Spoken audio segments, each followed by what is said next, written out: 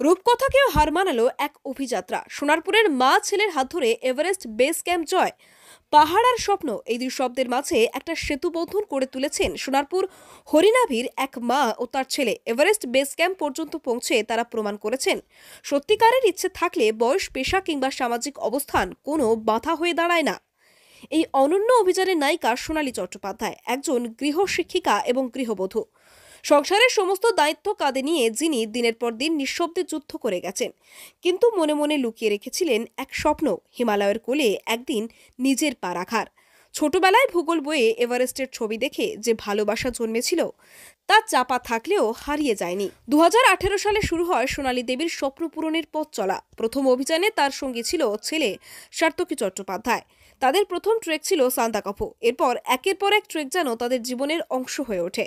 2019-এ কেদারকণ্ঠ, 2020-তে পঞ্চকেদার, 2021-এ পাঙ্গারচুলা, 2023-এ ভ্যালি অফ ফ্লাওয়ার্স ও হেমকুণ্ড সাহিব, আর 2024-এ অন্নপূর্ণা সার্কিট। অবশেষে আসে বহু প্রতীক্ষিত সেই দিন, 12 এপ্রিল 2025।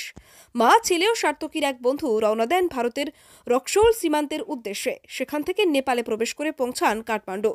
একদিন বিশ্রাম নিয়ে পরদিন গাড়িতে ওঠেন শালেরি পর্যন্ত, তারপর সুরেখে। সেখান থেকে শুরু হয় কঠিন ট্রেকিং। পাহাড়ের পাথুরে পথ, হাড় কাঁপানো ঠান্ডা আর অজস্র চড়াই উতরাই পেরিয়ে কোনো পোর্টার বা গাইড ছাড়াই তারা পৌঁছে যান এভারেস্ট বেস ক্যাম্পে। তারপর কালাপাথর অভিযানে অংশগ্রহণ করে 5 দিনের মাথায় ফিরে আসেন নিচে। মোট 13 দিনের এই অভিযানে শুধু শরীরের জোর নয়, মনের সাহস ছিল মন থেকে। 3রা মে তারা বাড়ি ফিরে আসেন, তাদের সোনারপুর হরিনাভির বাড়িতে। মুখে পাহাড়ের স্মৃতি, চোখে জয় করার আনন্দ আর হৃদয়ে নতুন স্বপ্নের খোঁজ। আজও সোনালী দেবীর হাসিমুখ বলেন, ভালোবাসলে পাহাড় ডাকে, আর সেই ডাক অপেক্ষা করার সাধ্য খুব কমজোরেরই আছে। তাদের এই যাত্রা শুধু একটি পারিবারিক বা এক নারীর জয় নয়, এক অনুপ্রেরণার গল্প, যা বলে দেয় নারী যদি চায় তবে পাহাড়ও নত হয়। সোনারপুরের এই মা ছেলের তাই শুধু পাহাড়ে ওঠেননি, তারা মানুষের মনে জায়গা করে নিয়েছে। এখন তারা প্রস্তুত হচ্ছেন আরও একটি নতুন অভিযানের জন্য। সোনালী দেবীকে দেখে অনেকেই আজ নতুন করে স্বপ্ন দেখতে শিখেছেন। তার এই জেদ আর সাহস সত্যি এক আধুনিক রূপকথার গল্প বলে। নমস্কার, আমি সোনালী চট্টোপাধ্যায়, সাত্তকী চট্টোপাধ্যায়ের মা। আমি ছেলের সঙ্গে নানা জায়গায় ট্রেক করেছি। এই রিসেন্ট শনিবার আমরা ফিরেছি এভারেস্ট বেস ক্যাম্প করে, নেপাল থেকে। তো সাকসেসফুলি আমরা সেটা করতে পেরেছি। 22 তারিখে আমাদের কমপ্লিট হয়েছে ট্রেকের সম্পূর্ণটা। আমার স্বপ্ন পূরণ হয়েছে। আমি ছোট থেকে স্বপ্ন দেখতাম এভারেস্টে উঠবো। আমার একটা স্বপ্ন ছিল, যখন থেকে জিওগ্রাফি বইটা হাতে এসেছিল তখন থেকেই পাহাড় পর্বত পড়লেই মনে হতো আমি এই পাহাড়টায় যাব, আমি ওই পাহাড়টায় যাব, আমি যদি যেতে পারতাম, এরকম মনে হতো। যখন এভারেস্ট পড়লাম, যে পৃথিবীর উচ্চতম শৃঙ্গ, তখন মনে হলো এখানে যদি উঠতে পারতাম আমার খুব ভালো হতো। কিন্তু একটু বড় হতেই শুনলাম তার জন্য অনেক কিছু ট্রেনিং এর প্রয়োজন, অনেক কিছু ইকুইপমেন্টস এর প্রয়োজন। এবারে সেটা আমাদের পক্ষে সম্ভব ছিল না। এক মধ্যবিত্ত ফ্যামিলির মেয়ে আমি, এবং মধ্যবিত্ত ফ্যামিলিরই এখন গৃহবধূ আমি। তো তখন থেকে ভাবলাম যে যদি আমি বেস বেস ক্যাম্পটা অন্তত যেতে পারি এভারেস্টের, তাহলেও অনেকটা যেন এভারেস্টের কাছে পৌঁছে যাব। যাই হোক, ছেলের হাত ধরে, ছেলেকে সঙ্গে নিয়ে সাথী করে, উইদাউট গাইড এবং পোর্টারে আমরা দুজন মা আর ছেলেতে বেরিয়ে পড়ি এভারেস্ট বেস ক্যাম্পের উদ্দেশ্যে।